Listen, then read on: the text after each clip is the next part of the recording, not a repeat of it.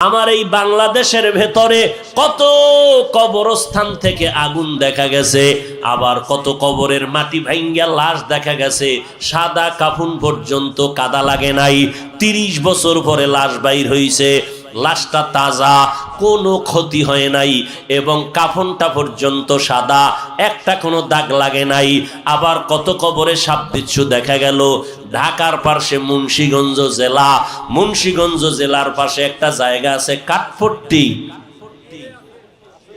ওই কাঠপট্টিতে এক কোটিপতি ছিল, কাঠের ব্যবসা করত। ওই ব্যবসায়ী দুনিয়ার এমন কোনো অন্যায় নাই, অপরাধ নাই, করে নাই। মসজিদের জন্য টাকা চাইলে গালাগালি করত, যাত্রা প্যান্ডেল করতে গেলে টাকা ঢাইলা দিয়া দিত। ইন্তেকালের পর তার বড় সন্তান যখন কবর খনন করে জানাজা পড়ায় দাফনে গেল, কবরের মধ্যে নামলো বড় সন্তান, বাবার পার্শ্বে নাইমা মাথার কিনারায় নেমে মাথার কাফনের মুষ্টি খুলিয়া এবার দাফন করে চলে গেল অফিসে। কান্না জড়িত কণ্ঠে বসে আছে চুপচাপ। হঠাৎ করে তার পকেটে ছিল টাকার বড় একটা বান্ডিল, খরচাদি দিবে কর্মচারীদেরকে। হঠাৎ তাকায় দেখে পকেটের মধ্যে টাকা দেখা যায় না। কোথায় গেল টাকা? সন্দেহ 100। আমি যে কবরে নামছি ওই জায়গা আমার 1000 টাকার বান্ডিল পড়ে আছে। কবর থেকে টাকা উঠান দরকার, এই টাকা নষ্ট করে লাভ নাই। লোভ কারে কয়? কয় যে যত টাকাওয়ালা তার লোভ তত বড়, যে যত টাকাওয়ালা তার অভাব তত বড়। বুঝেননি? কিচ্ছু বুঝেন না, না দুনিয়া বুঝেন না আখিরাত বুঝেন। এবার লোকজন নিয়ে গেল কবর খনন করিয়া টাকাটা উড়াইতে। কবর এক পার্শ্ব থেকে যখন মাটি সরাইয়া হালকা একটু ফাঁকা করলো, হঠাৎ করে দেখে কবরে বিকট আওয়াজ, কবরের মধ্যে ধোঁয়া। চিল্লাইয়া সবাই দৌড়ায় গেল। এবার আলেম ডাইকে আনছে, উলামায়ে কেরাম আইসা দোয়া পড়লো, ধোঁয়াটা কমলো। এবার নজর করে দেখে ওই নাফরমান গুনাহগারের জিহ্বাটা নাভি পর্যন্ত টেনে নামানো। ছেলে কান্না করে বেহুশ হয়ে গেল। আমার আল্লাহ দুনিয়াতেই দেখায় দেয়। 2013 সালে আমি হজে গেছি, তার আগের সাল কত? 2012 সালে আমার ওস্তাদ মাদানীনগর মাদ্রাসায় পড়ায় এখনো। হুজুর হজের থেকে আইসা 13 সালে বললেন, ও বাবা, আমাদের কাফেলায় যখন হজে গেলাম, ঢাকার জমিনের একটা বড় লোক সন্তান নিয়ে হজে রওয়ানা। এয়ারপোর্টে ঢুইকা আমরা সবাই এহরামের কাপড় পরে ফেললাম। ওই বড় লোকটাও বলল, কিন্তু কেমন কেমন ভাব। বিমানের মধ্যে উঠছি, এহরামের কাপড় পরার পর আওয়াজ হবে লাব্বাইকের আওয়াজ, তালবিয়া পড়তে থাকবো সবাই। কিন্তু ওই বড় লোকটা কিছুই পড়ে না, বসে বসে মোবাইল চালায়, আবার গল্প করে। এইভাবে করে করে জেদ্দায় নামলাম। জেদ্দা থেকে বাইতুল্লাহ গেলাম। নিয়ম, আগে আমরা হোটেলে কাপড় ব্যাগ রাইখা, সাদা কাফন খোলা যাবে না, তাওয়াফ করা লাগবে আগে। কাফন রেখে হোটেলে বাইতুল্লাহর ভেতরে গেলাম, সীমানার মধ্যে। বাইতুল্লাহর দিয়ে তাকাইয়া প্রথম নজর পড়া মাত্র নিয়ম হলো দোয়া করো। নজর দিয়া যে কোনো দোয়া করবার সাথে সাথে কবুল হয়ে যাবে। আমরা দোয়া করিয়া এবার তাওয়াফে নামলাম। আল্লাহর কুদরত, ওই বড় লোকটা আমাদের সাথে নামলো। কাবার কাছাকাছি যাওয়া মাত্র একটা দৌড় দিল, দৌড়াইয়া বের হয়ে গেল। সন্তান আর মুআল্লিম দৌড়াইয়া আনলো, দৌড়া আবার ঢুকায়। কাবার কাছে আসলে দৌড়াইয়া পালায়া যায়। এবার সবাই দৌড়া কয়, হাজী সাহেব আপনার কি হালাত? কয় কেমন বুঝি না, আমি বাইতুল্লাহর কিনারায় গেলে জানি কে যেন আমারে ছুরি দিয়া তাড়ায়া দেয়, আমারে ওখানে দাঁড়াইতেই দেয় না। এইভাবে আর বাইতুল্লাহর গিলাফও ধরতে পারলো না। মিনা মুজদালিফায় কোনো আমল করতেই পারলো না। গেল মদিনা শরীফে, নবীজির রওজার কিনারায় আমরা ঢুকলাম, সালাম কালাম কান্নাকাটি করলাম। ওই বান্দা নবীর রওজার কিনারায় যখন যায়, একটা দৌড় দিয়া বের হয়ে যায়। এই মদিনার যতদিন ছিলাম একবারও নবীর রওজায় যেতে পারলো না। হজ না করিয়া ফেরত দেশে চলে আসলো। কপাল বড় খারাপ। হজ নসিবে আর হলো না।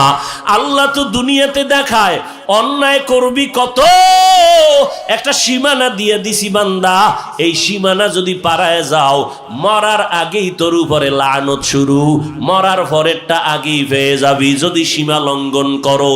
এরে নবীর উম্মত কয়টা শুনামু?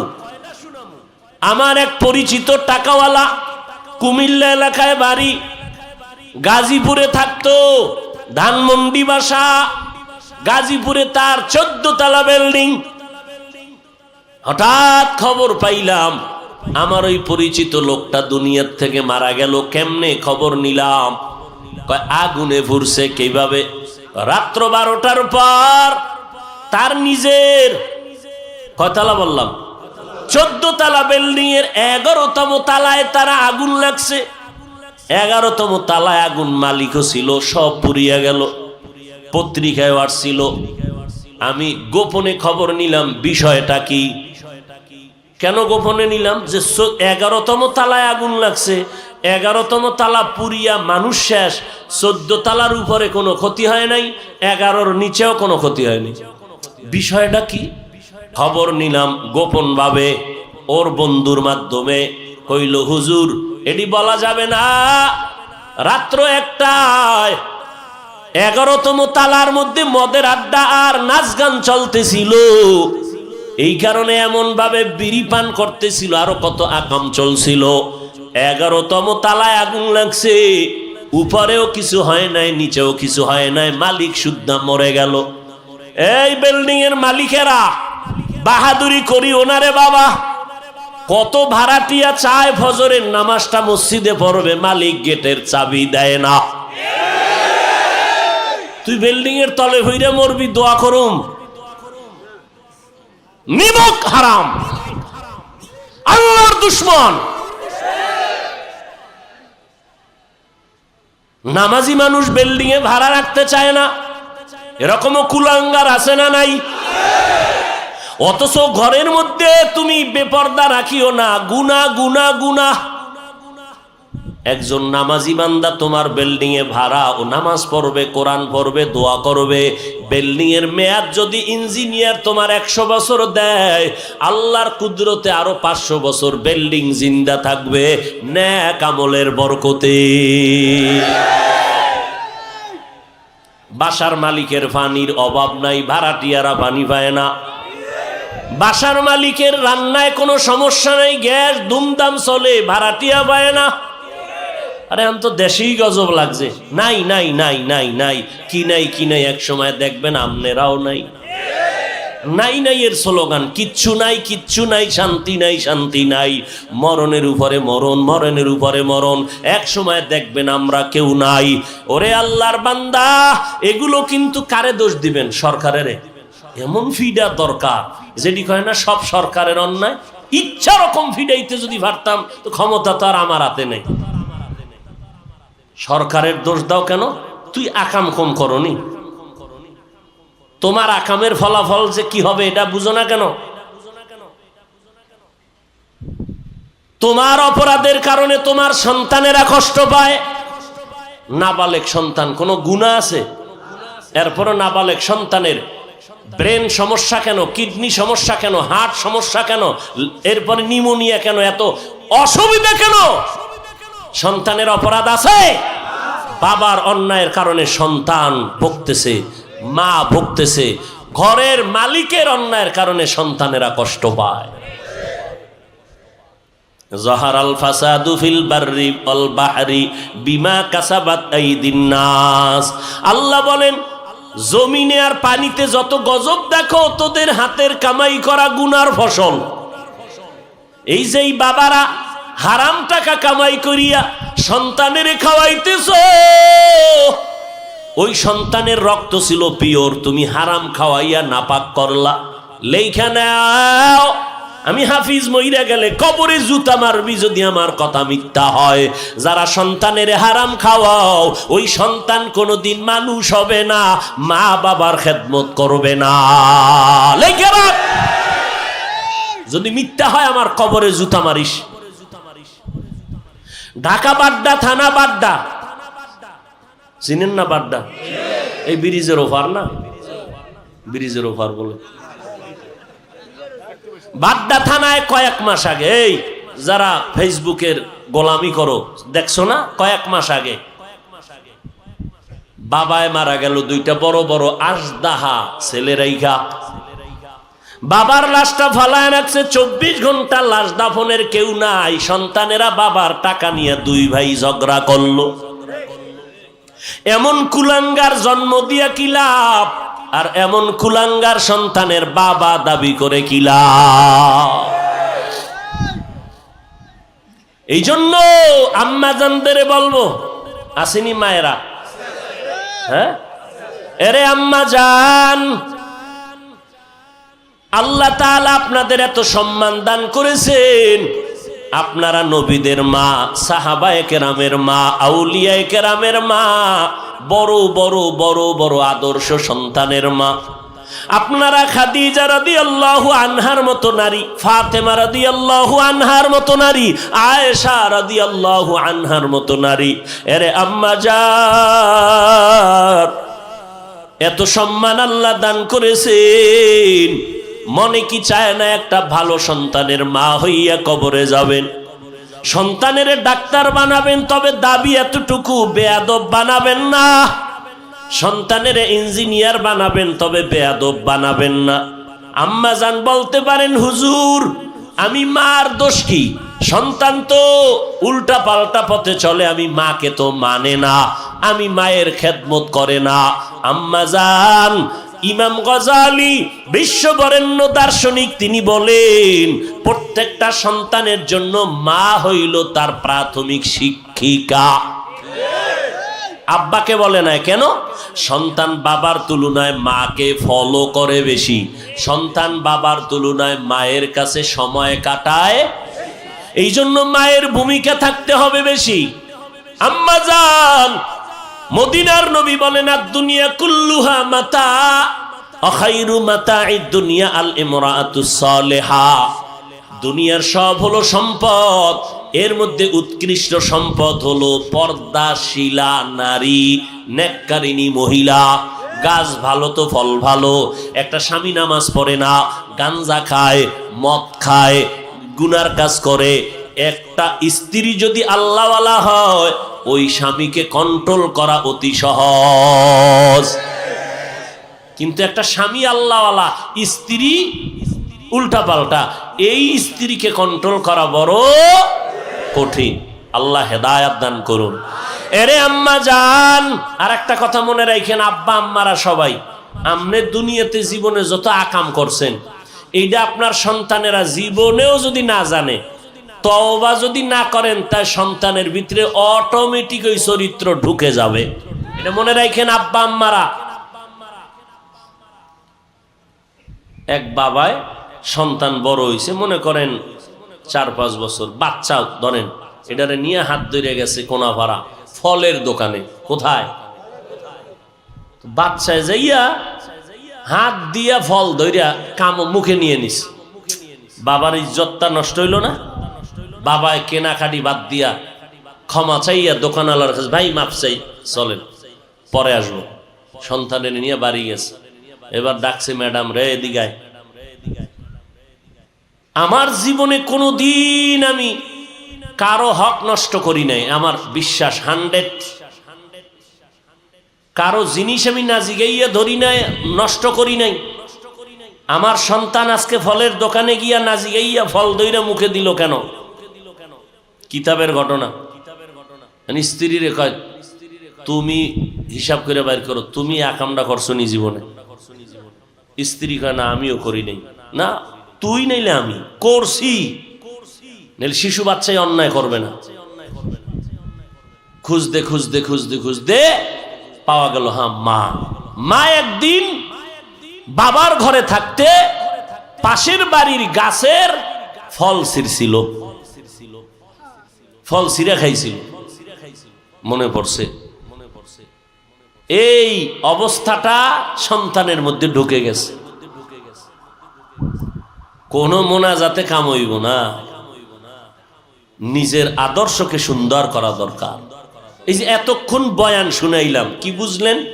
যে আমরা সব হুজুরেরা জান্নাতি আর আপনারা জাহান্নামী?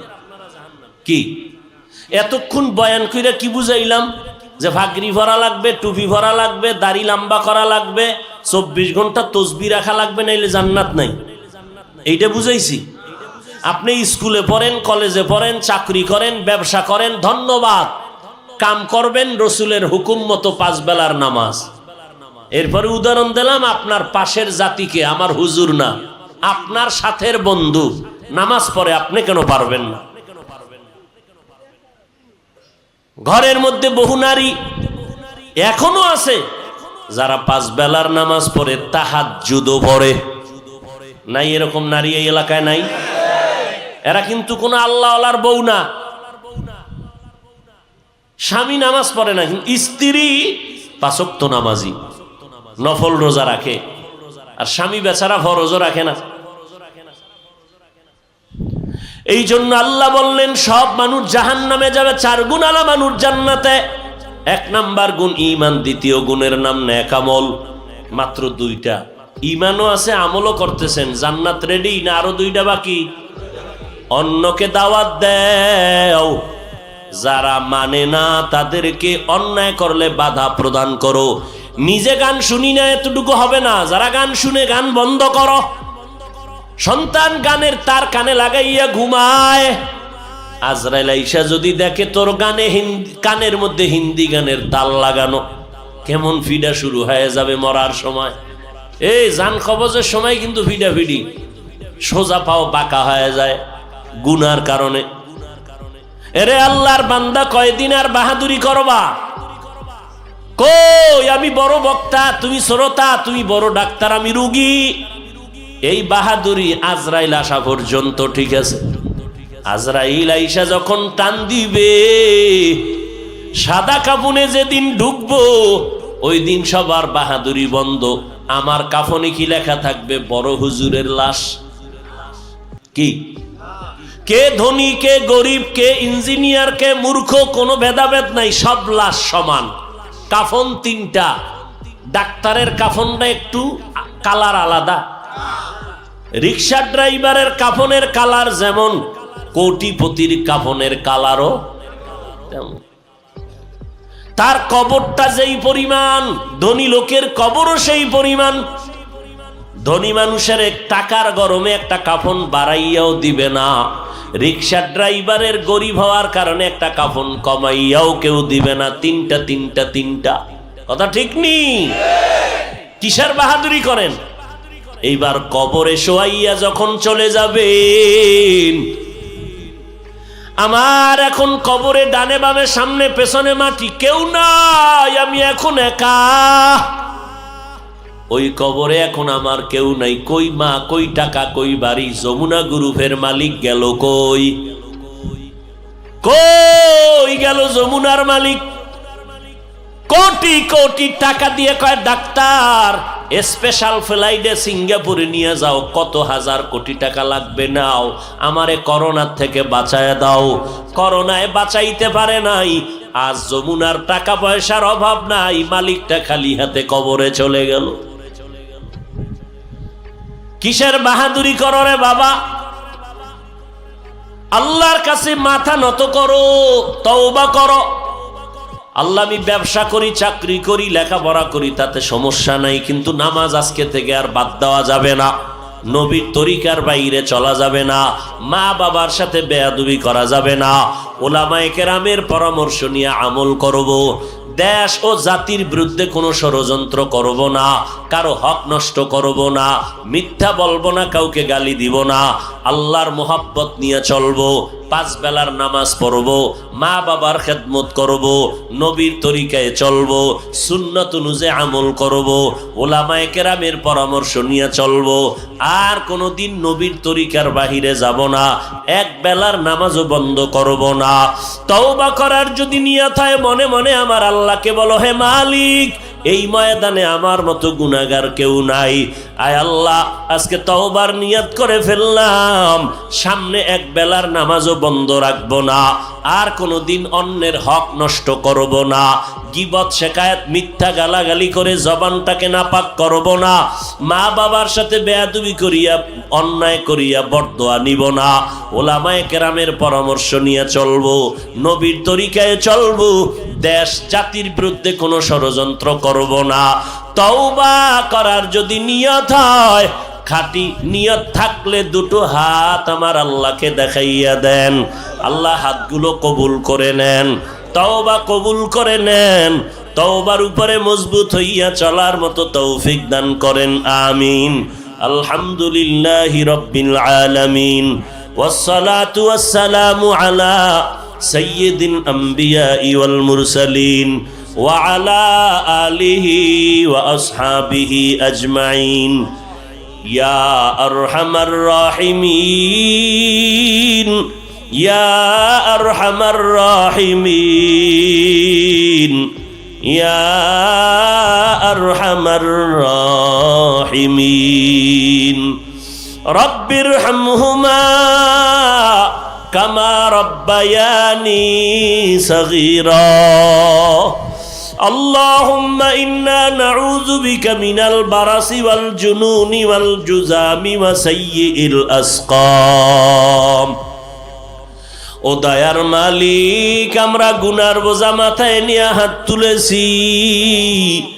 কত উলামায়ে কেরাম, কত হাজী সাহেব, কত ব্যবসায়ী, কত চাকরিজীবীরা হাত তুলেছে। আমার কলিজার কত যুবক, কত ছাত্র ভাই, পর্দার আড়ালে কত মা বোনেরা হাত তুলেছেন। দুনিয়াতে যেদিন আসছিলাম কত পবিত্র মা বাবা কত আদর করেছিলেন, আর সেই পবিত্র জীবনটা শয়তানের ধোকায় পড়ে গুনার কারণে নাপাক করে ফেলেছি। এই ময়দানের কেউ জানে না আমি কত বড় গুনাহগার। আমার আব্বা আম্মা, ভাই বোন, আমার সন্তান, আমার স্ত্রী জানে না জীবনে কত অন্যায় করেছি। ও আল্লাহ, আপনি জানেন গুনাহ করিয়া হাতটারে নাপাক বানাইয়া ফেলাইছি। গুনার দিয়ে তাকায় দেখি গুনার কারণে আমার চোখ দুইটা নাপাক, গুনার কারণে আমার জিহ্বা নাপাক, আমার অন্তর নাপাক। এই জবানের দ্বারা কত গীবত, কত গালাগালি, কত মিথ্যা বলিয়া নাপাক করেছি। হাতের দ্বারা কত জুলুম করিয়া নাপাক করেছি। অন্তরের মধ্যে অন্যের ক্ষতি করার পরিকল্পনা করিয়া কত অন্যায় করেছি। ও আল্লাহ, আপনি তো একদিনও গুনার কারণে